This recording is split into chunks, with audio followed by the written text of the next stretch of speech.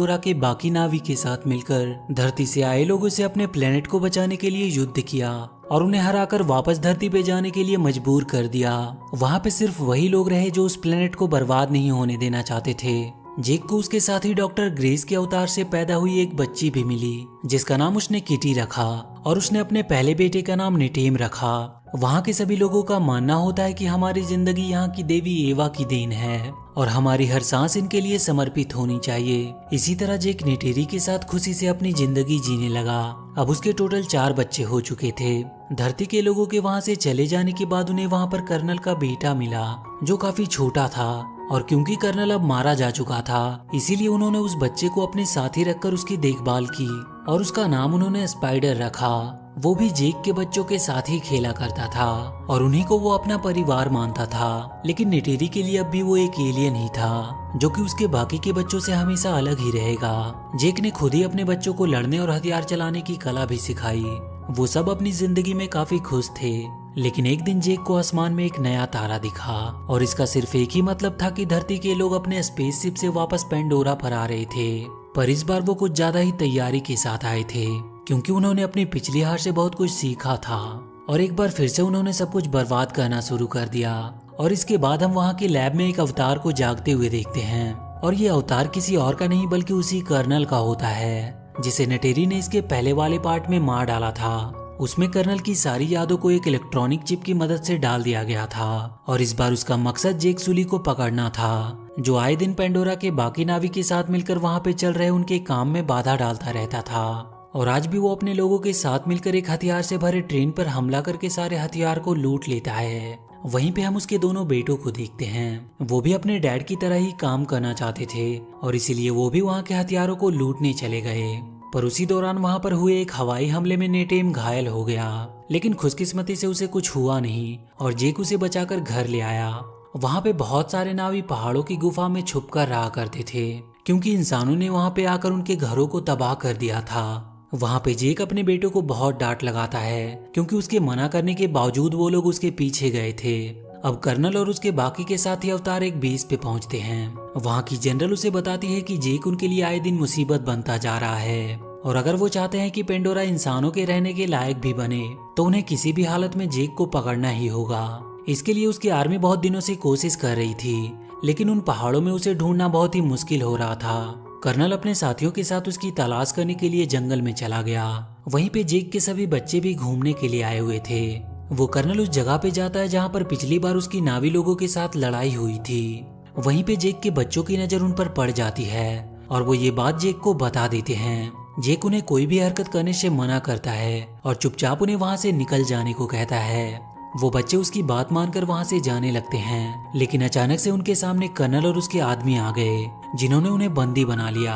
Colonel spider को देखकर पहचान लेता है कि वो उसी का बेटा है। वो उन सबको अपने साथ ले जाने की तैयारी करने लगे लेकिन तब तक वहाँ पर जेक और नेटेरी भी पहुँच चुके थे और वो दोनों छुपकर अपने हथियारों से उन पर हमला कर देते हैं और वो किसी तरह उन बच्चों को वहाँ से भगाने में कामयाब रहते हैं। लेकिन इन सब में स्पाइडर पकड़ा जाता है और कर्नल उसे उठाकर अपने साथ ही ले जाता है।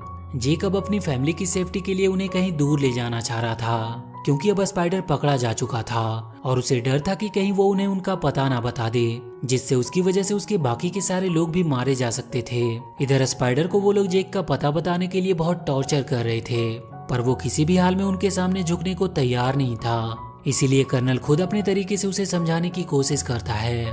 वो उसे वहाँ से बाहर निकालने का लालच देता है। इधर जेक अपने कबीले का मुखिया किसी और को बनाकर अपनी पूरी फैमिली को लेकर वहाँ से कहीं और जाने के लिए निकल जाता है जहाँ उसे वो इंसान कभी ढूंढ ना सके और बहुत सारे आइलैंड को पार करते हुए वो एक अनोखे आइलैंड पर पहुँचता है जहाँ के लोग पानी और जमीन दोनों जगह पे रहने में सक्षम थे। वहाँ के सारे लोग उन्हें देखकर वहाँ पे इकट्ठा हो जाते हैं। वो अपने से अलग लोग को देखकर थोड़ा हैरान भी थे और थोड़ी ही देर में वहाँ पर उनका मुखिया भी आ जाता है। जेक उनसे आग्रह करता है कि वो उसकी फैमिली को वहाँ पर रहने की इजाजत दे दे पर वहाँ का मुखिया उससे कहता है कि वो लोग पानी में रहने वाले हैं और वो लोग उनके साथ रह नहीं पाएंगे। लेकिन जेक का मानना था कि वो लोग बहुत जल्द उनके तौर तरीके सीख जाएंगे और बहुत जल्द वो अपने आप को इस काबिल बना लेंगे कि वो वहाँ पे आराम से रह सके।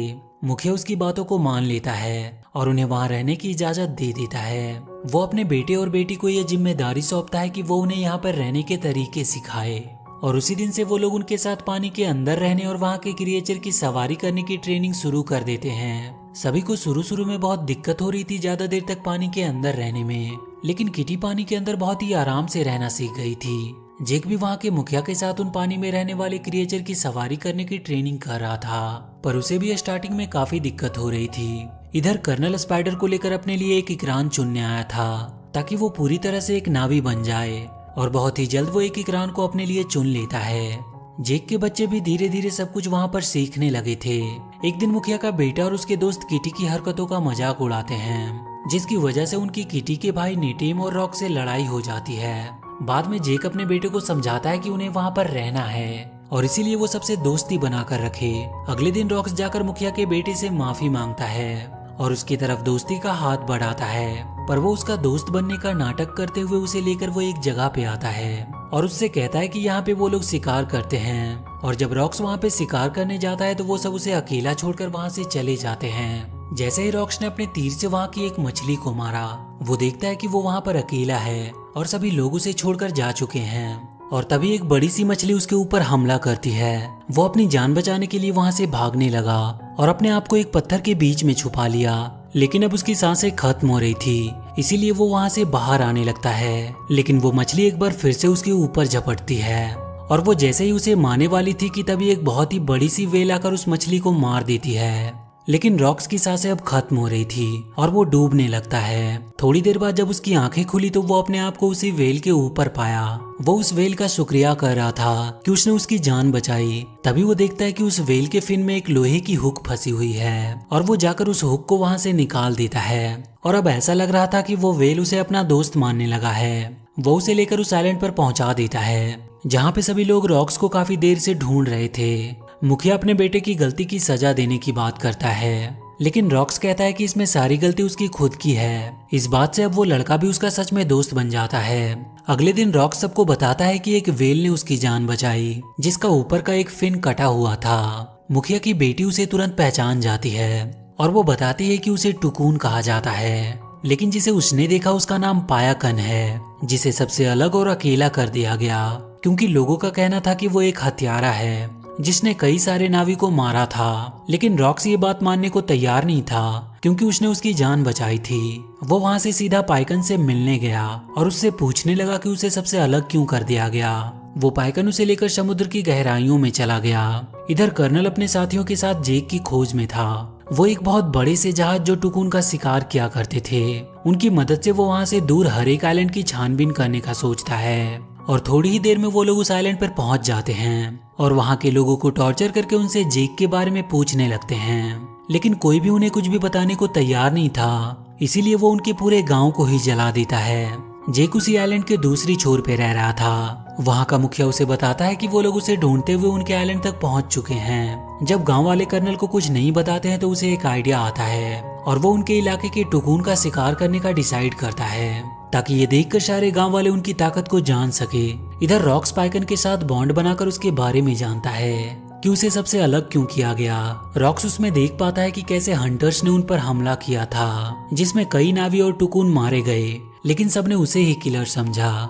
इधर वो हंटर अपने आधुनिक मशीनों का इस्तेमाल करके बड़े से टुकून को बड़े ही आसानी से मार गिराते हैं और उसे मारकर उसके अंदर से वो कोई फ्लूइड बाहर निकालते हैं, जिसके इस्तेमाल करने से इंसान की उम्र बढ़ती नहीं थी और इसीलिए वो काफी महंगा भी बिकता था। वो लोग उस टुकून की लाश को उस आइलैंड के पास फेंक देते हैं, जिसे देखकर वहाँ के लोग काफी ज्यादा दुखी हुए क्योंकि वहाँ के रहने वाले सारे जानवर उनके परिवार के एक हिस्से की तरह ही थे। वो सब गुस्से में अब उन इंसानों से लड़ने का डिसाइड करते हैं, लेकिन जेक उन सबको समझाता है कि वो उनसे लड़कर जीत नहीं सकते क्योंकि उनके पास उनसे कई गुना ज्यादा आधुनिक हथियार हैं। वहीं रॉक्स को पाइकन की चिंता हो रही थी, इसीलिए वो उससे मिलने के लिए जाने लगा, लेकिन उसके भाई बहन उसे कहीं भी जाने से मना कर रहे थे और वो सब उसे रोकने के लिए उसके पीछे जाने लगे। वहीं वो देखते हैं कि पाइकन को एक तीर लगी हुई है और वो सब जल्दी से उस तीर को बाहर निकालने की कोशिश करने लगते हैं। और तभी वो देखते हैं कि हंटर्स की शिप बहुत तेजी से उनकी तरफ आ रही है। रॉक्स जल्दी से सारी बातें अपने डैड जेक को बताता है और जेक सभी को लेकर उनकी ओर निकल पड़ता है। वो लोग बहुत ही मुश्किल से पाइकन के शरीर से उस तीर को बाहर निकाल पाते हैं, लेकिन अब वो हंटर उन सब के पीछे पड़ गए थे क्योंकि वो कर्नल उन्हें पकड़कर जेक तक पहुंच सकता था। वो सब भागने की बहुत कोशिश करते हैं, लेकिन आखिरकार वो उनके जाल में पकड़े जाते हैं। कर्नल उन्हें अपने इक्रान से उठाकर उस शिप पर ले आता है और उन सबको कैद करके वो जेक को अपने पास बुलाता है। जेक अकेला ही उसकी तरफ बढ़ने लगा क्योंकि उसने उसे अकेला ही आने को कहा था, पर तभी अचानक से पाइकन उस शिप पर हमला कर देता है और वहां पे चारों तरफ तोड़ फोड़ मचा देता है। ये देखकर जेक और उसकी सेना को भी हमला करने का मौका मिल जाता है और वो सब उन पर टूट पड़ते हैं। नेटेरी भी अपनी इक्रान पर बैठकर अब हमला कर रही थी। उन सारे बच्चों को भी कैद से छुड़ा लिया जाता है, लेकिन इस बार वो किटी को पकड़ लेते हैं और वो शिप भी अब टूट रही थी और किसी भी वक्त वो डूबने वाला था। उसी लड़ाई में भागने के दौरान जेक के बड़े बेटे नेटेम को गोली लग जाती है और इस वजह से उसकी मौत हो जाती है। इधर जेक की बेटी किटी अभी भी कर्नल के कब्जे में थी। जेक और नेटेरी अब पूरे गुस्से में उसे मारने के लिए निकल पड़ते हैं और वहां शिप पे पहुंचते ही वो दोनों घायल शेर की तरह उन सब पर टूट पड़ते हैं और वो उन्हें बहुत ही बुरी मौत मारते हैं। लेकिन वो कर्नल किटी को चाकू की नोक पे रखकर जेक से उसका हथियार फेंकने को कहता है, लेकिन तभी नेटेरी स्पाइडर को पकड़कर उसे मारने की धमकी देती है, जिससे डरकर कर्नल किटी को छोड़ देता है। जेक सबको वहां से जाने का बोलकर खुद कर्नल से लड़ने लगता है, लेकिन अब वो शिप पूरी तरह से पलटने वाली थी, जिसकी वजह से वो सब शिप के अंदर ही फंसने लगते हैं। जेक आखिरकार किसी तरह कर्नल को मारकर वहीं पानी के अंदर फेंक देता है, लेकिन अब उसकी भी सांसें खत्म हो रही थी और उसे वहां से बाहर निकलने का कोई रास्ता भी नहीं मिल रहा था। इधर नेटेरी भी अपने सबसे छोटी बेटी के साथ उसी शिप में फंसी हुई थी क्योंकि उसे भी कहीं बाहर जाने का रास्ता दिखाई नहीं दे रहा था। तभी नेटेरी के पास किटी आती है जो उसे सही रास्ता दिखाकर बाहर ले आती है और जेक को उसका बेटा रॉक्स बाहर निकाल लाया। और उसी दौरान स्पाइडर को कर्नल मिलता है जिसे वो ना चाहते हुए भी बचाकर बाहर ले आता है। वो कर्नल स्पाइडर को अपने साथ ही चलने को कहता है, लेकिन स्पाइडर उसके साथ जाने से मना कर देता है। वहीं मूवी के अंत में जेक के बेटे नेटिम को उनकी देवी एवा को सौंप दिया जाता है।